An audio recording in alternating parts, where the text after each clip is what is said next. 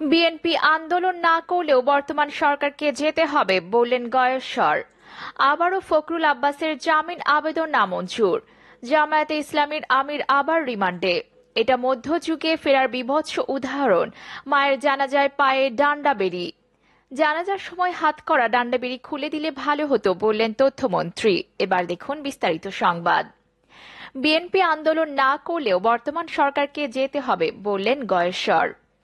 BNP আন্দোলন না করলেও বর্তমান সরকারকে ক্ষমতা থেকে চলে যেতে হবে বলে মন্তব্য করেছেন দলটির স্থায়ী সদস্য গয়েশ্বর চন্দ্র রায়। বুধবার রাজধানীর জাতীয় প্রেস ক্লাবের সামনে বাংলাদেশ সম্মিলিত পেশাজীবী পরিষদ আয়োজিত সমাবেশে গয়েশ্বর চন্দ্র রায় এই মন্তব্য করেন।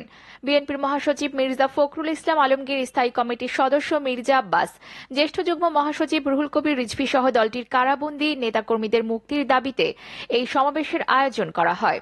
গ্রেফতার নেতাকর্মীদের মুক্তির দাবি জানিয়ে গয়েশ্বর বলেন, 10 ডিসেম্বর সমাবেশ সরকার পতন আন্দোলনে ছিল না। 7 ডিসেম্বর যা ঘটেছে তা 71-এর 26 মার্চের সঙ্গে তুলনীয়। পুলিশ নেতাকর্মীদের ছত্রভঙ্গ করেছে। এই ছত্রভঙ্গ চিরস্থায়ী না। ছত্রভঙ্গ থেকেই সংগঠিত হয়ে পাল্টা আক্রমণ করা হবে। বিদেশিদের কাছে সরকারের মুখোশ উন্মোচিত হয়েছে দাবি করে গয়েশ্বর তিনি বলেন, জঙ্গিবাদের নাটক আর চলছে না। বিদেশিরা বুঝে গেছে এই সরকার দিয়ে চলে না। বিদেশিরা আর কত স্যাংশন বা নিষেধাজ্ঞা দেবে? জনগণ এই সরকারকে স্যাংশন দিয়েছে। জনগণের স্যাংশন অতিক্রম করা সম্ভব না। প্রত্যেক শ্রেণী পেশার মানুষের পিঠ দেয়ালে ঠেকে গেছে বলে মন্তব্য করেন বিএনপির স্থায়ী কমিটির এই সদস্য। তিনি বলেন, আইনেই খরচ আছে। সরকার চারদিক থেকে জনগণকে নিষ্পেষণের ব্যবস্থা করেছে। বর্তমান সরকারের উচ্ছিষ্টভোগী কিছু নেতা ও দল বাদে সবার একটাই দাবি, সুষ্ঠু নির্বাচন। প্রধানমন্ত্রী শেখ হাসিনার উদ্দেশ্যে গয়েশ্বর বলেন, জাতির উদ্দেশ্যে ভাষণ দিয়ে ক্ষমা চান। অবাধ সুষ্ঠু নির্বাচনের স্বার্থে সরে দাঁড়ানোর ঘোষণা দেন। রাষ্ট্রপতিকে সংসদ ভেঙে দিতে বলেন। জনগণ ক্ষমা করলেও করতে পারে। গয়েশ্বর অভিযোগ করে বলেন, রিজার্ভের টাকা দলীয় লোকজনকে দিয়ে পাচার করানো হয়েছে। সমাবেশে সভাপতিত্ব করেন বিএসপিপির আহ্বায়ক ও বিএনপির vice chairman AZM Zahid Hossain. তিনি বলেন, এই সরকারের অধীনে আইনও নিজের মতো চলতে পারছে না। অপরদিকে আবারও ফখরুল আব্বাসের জামিন আবেদন নামঞ্জুর। ঢাকা মহানগর দায়রা জজ আদালতেও বিএনপির মহাসচিব মির্জা ফখরুল ও ইসলাম আলমগীর ও দলটির স্থায়ী কমিটির সদস্য মির্জা আব্বাসের জামিন নামঞ্জুর হয়েছে। বুধবার ঢাকার মহানগর দায়রা জজ মোহাম্মদ আসাদুজ্জামান তাদের জামিন আবেদন নামঞ্জুর করেন। প্রথম আলোকে এই তথ্যের সত্যতা নিশ্চিত করেছেন মির্জা ফখরুলের আইনজীবী সৈয়দ জয়নুল আবেদিন। এর আগে মির্জা ফখরুল ও মির্জা আব্বাসের জামিন আবেদন 3 বার নাকচ করেন ঢাকার chief metropolitan magistrate CMM.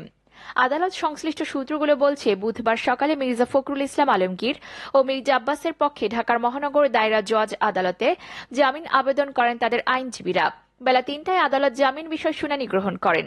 Mirza ফখরুলের ও আব্বাসের পক্ষে জামিন শুনানি করেন সুপ্রিম কোর্ট আইনজীবী সমিতির সাবেক সভাপতি জয়নুল আবেদিন ও মাসুদ আহমেদ তালুকদার। তারা আদালতে বলেন, মির্জা ফখরুল ও মির্জা আব্বাসের নাম মামলার এজাহারে নেই। ঘটনার 2 দিন পর তাদের বাসা থেকে ধরে এই মামলায় গ্রেফতার দেখানো হয়েছে। এই মামলার ঘটনার সঙ্গে তারা জড়িত নন। দুজনেই বয়স্ক, খুবই অসুস্থ। মানবিক দিক বিবেচনা করে তাদের জামিন মঞ্জুর করা হোক। তবে রাষ্ট্রপক্ষ ঢাকার মহানগর দায়রা জজ আদালতের প্রধান পাবলিক প্রসিকিউটর আব্দুল্লাহ আবু জামিনের বিরোধিতা করে আদালতে বক্তব্য উপস্থাপন করেন। উভয় পক্ষের শুনানি নিয়ে আদালত ফখরুল আব্বাসের জামিন আবেদন নাকচ করেছেন। 7 ডিসেম্বর রাজধানীর নয়াপল্টনে বিএনপির কেন্দ্রীয় কার্যালয়ের সামনে পুলিশের সঙ্গে দলটির নেতাকর্মীদের সংঘর্ষ হয়। এতে একজন নিহত ও অর্ধশত আহত হন। সংঘর্ষের পর পুলিশ বিএনপির কার্যালয়ে অভিযান চালায়।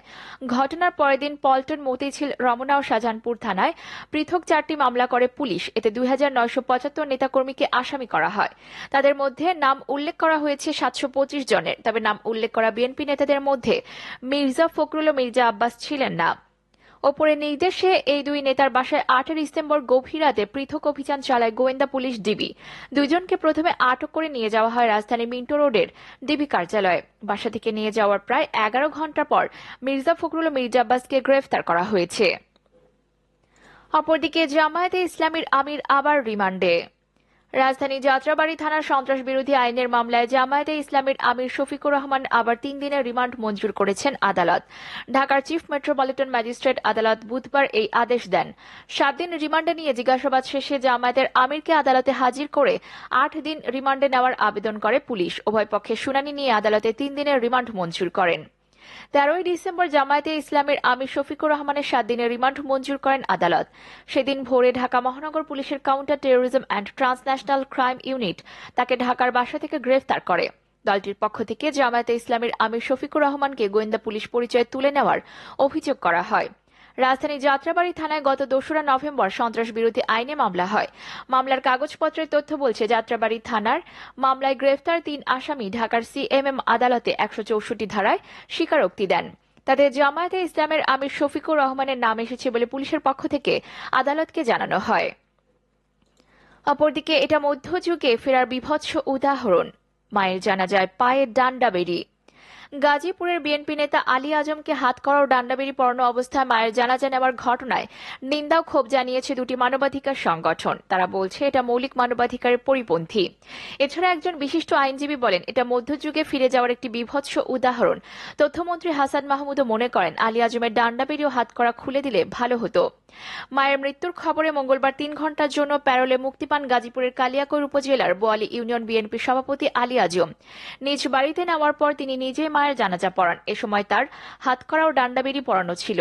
হাতকড়া ও ডান্ডাবেড়ি পরানো অবস্থায় মায়ের জানাজায় অংশ নেওয়ার ছবি সামাজিক যোগাযোগ মাধ্যমে ছড়িয়ে পড়ার পর এ নিয়ে সমালোচনা হচ্ছে। বুধবার ঘটনাটি নিয়ে একটি বিবৃতি দেয় মানবাধিকার সংগঠন আইন ও সালিশ কেন্দ্র আশোক। ঘটনার নিন্দা প্রতিবাদ জানিয়েছে সংস্থাটির পক্ষ থেকে বলা হয়, বাংলাদেশের সংবিধানে বলা আছে, বিচার বা দণ্ড প্রদানের ক্ষেত্রে কোনো ব্যক্তিকে যন্ত্রণা দেওয়া যাবে না। সাংবিধানিক অধিকার থাকা সত্ত্বেও একজন সাধারণ নাগরিককে মায়ের জানাজায় ডান্ডাবেড়ি পরিয়ে নিয়ে যাওয়া কেবল অমানবিকই নয়, বরং মৌলিক মানবাধিকারের পরিপন্থী। এখানে উচ্চ আদালতের নির্দেশনা অনুসরণ করা হয়নি। গাজীপুরের কালিয়াকৈর উপজেলার চন্দ্রা ত্রিমোড় এলাকায় গত 29শে নভেম্বর আওয়ামী লীগের কার্যালয়ে হামলার অভিযোগে বিস্ফোরক দ্রব্য আইনে করা মামলায় 2রা ডিসেম্বর গ্রেফতার হন আলী আজম। এ মামলার বাদী আওয়ামী লীগের কার্যালয়ে অফিস সহকারী আব্দুল মান্নান শেখ তখন প্রথম আলোকে বলেন, তিনি ঘটনা ও মামলার বিষয়ে কিছুই জানেন না। বাংলাদেশ সুপ্রিম কোর্টের আইনজীবী ও গণ বিশ্ববিদ্যালয়ের আইনের শিক্ষক শাহদিন মালিক প্রথম আলোকে বলেন, ডান্ডাবেড়ি পরিয়ে মায়ের জানাজায় নিয়ে যাওয়ার মধ্যযুগে ফিরে যাওয়ার একটি বীভৎস উদাহরণ। দুনিয়ায় বহু কর্তৃত্ববাদী সরকার এই ধরনের পদক্ষেপ একসময় স্বাভাবিক হয়ে যায় এবং জনগণও সেটাকে ক্রমে গ্রহণ করতে অভ্যস্ত হয়ে পড়ে। অপরদিকে জানাজার সময় হাতকড়ায় ডান্ডাবেড়ি খুলে দিলে ভালো হতো বললেন তথ্যমন্ত্রী। জানাজা পড়ার সময় গাজীপুরের কালিয়াকৈর উপজেলার বোয়ালী ইউনিয়ন বিএনপি সভাপতি আলী আজমের হাতকড়ার ডান্ডাবেড়ি খুলে দিলে ভালো হতো বলে মন্তব্য করেছেন তথ্যমন্ত্রী ও আওয়ামী লীগের যুগ্ম সাধারণ সম্পাদক হাসান মাহমুদ। মঙ্গলবার সকালে জেলা কারাগার থেকে প্যারোলে মুক্তি পেয়ে নিজ বাড়ি কালিয়াকৈরে পাবারিয়া চালা এলাকায় মায়ের জানাজায় অংশ নেন আলী আজম। মায়ের দাফন শেষে আবার কারাগারে নিয়ে যাওয়া হয় তাকে। পুরোটা সময় হাতকড়া ও ডান্ডাবেড়ি পরা অবস্থায় ছিলেন তিনি। এ নিয়ে এক প্রশ্নের জবাবে তথ্যমন্ত্রী বলেন, আমি পুলিশের ঊর্ধ্বতন কর্মকর্তাদের সঙ্গে কথা বলেছি, তারা বিষয়টি জানতেন না। যারা সেই বিএনপি নেতাকে বহন করে এনেছিলেন শুধু তারাই জানতেন, অন্যরা কেউই জানত না। তবে আমি মনে করি জানাজার সময় তার ডান্ডাবেড়ি এবং হাতকড়া খুলে দিলে ভালো হতো।